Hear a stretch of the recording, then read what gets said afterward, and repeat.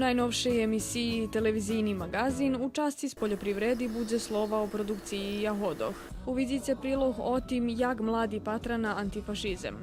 Hodni se vidi z reportažu o novostcoh, kotri aktualni kad u pitanju obrazovna sistema.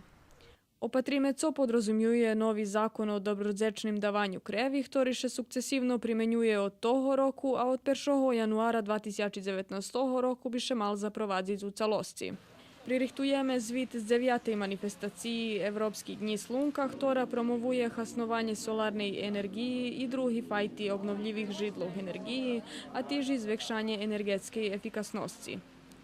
Uvidite reportažu o zvitu Evropske komisiji o stanu Srbiji u procesu priključovanja u Evropskej uniji. Televizijni magazin na njedzelju na 20 hodin.